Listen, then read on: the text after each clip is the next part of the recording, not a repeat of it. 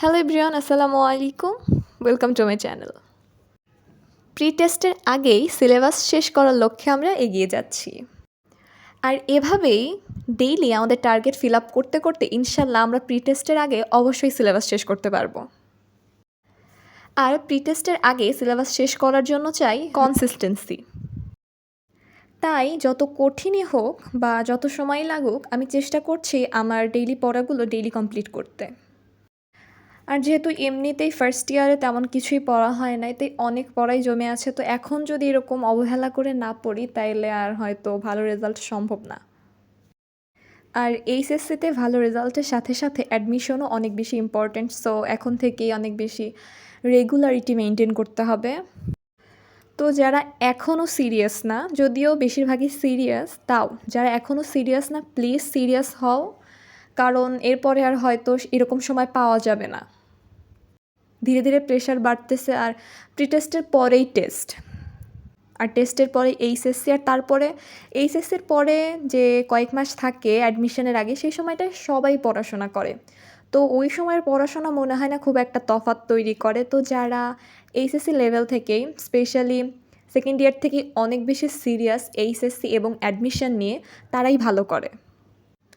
আর বিভিন্ন অ্যাডমিশনে যারা টপার, তাদের অনেকের সাক্ষাৎকার থেকে এইটা তো স্পষ্ট যে ওনারা হচ্ছে সেকেন্ড ইয়ার থেকে অ্যাডমিশনের জন্য অনেক ভালোভাবে পড়ছে, কোয়েশ্চেন ব্যাংক সলভ করছে। বাট আমাদের তো মনে হয় না সেইভাবে একাডেমিক কিছু শেষ হয়েছে।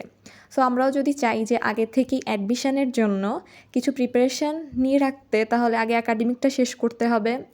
তাই রেগুলার ঠিকভাবে পড়ার, টার্গেট ফিল আপ করার কোনো বিকল্প নাই।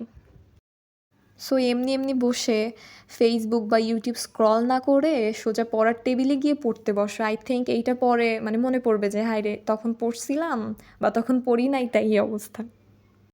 সো অনেক তো হইল জ্ঞান দেওয়া, এবার একটু আমাদের টার্গেটে ফেরা যাক। সো আজকের জন্য আমাদের টার্গেট ছিল হায়ার ম্যাথে লিমিট ও অন্তরীকরণ চ্যাপ্টারের 9.5। অনেক কম টাইপ ছিল এটাতে, সো খুব একটা প্যারা হয় নাই, আর অনেক বেশি প্র্যাকটিসও করা গেছে। আর বায়োলজিতে জুলজি আর কি, ওইটাতে 7th চ্যাপ্টার ছিল চলন ও অঙ্গচালনা, ওইটার সিকিউ, বোর্ড সিকিউ সবগুলা, তো আলহামদুলিল্লাহ ডান। আর ইংলিশ ছিল বোর্ড সিনোনিম অ্যান্টোনিম, ওইগুলো অনেকগুলো করা হয়েছে। তাও মনে হয় আরেকটা দিন লাগবে শেষ করার জন্য। তো এইগুলো তো গেল আজকের টার্গেট কি ছিল। তো এবার আসি আগামীকালের টার্গেটটা আসলে কি। তো কালকে ইনশাল্লাহ আমরা হায়ার ম্যাথের 9.6 করব। তো এবার বায়োলজিতে একটা চ্যাপ্টার শেষ, তো এবার আমরা অন্য একটা সাবজেক্ট নিব, দেন ওইটাতে আবার একটা চ্যাপ্টার শেষ করে এসে দেন আরেকটা সাবজেক্ট নিব।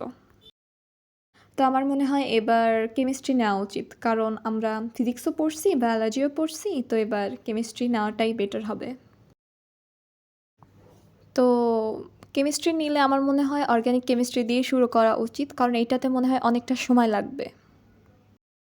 আর তাছাড়া এর আগেও আমি অর্গানিক কেমিস্ট্রি একবার স্টার্ট করছিলাম, তো কিছুটা পরে আর পড়া হয় নাই। তো কালকে ইনশাল্লাহ অর্গানিক কেমিস্ট্রির বেনজিন পর্যন্ত পড়ব।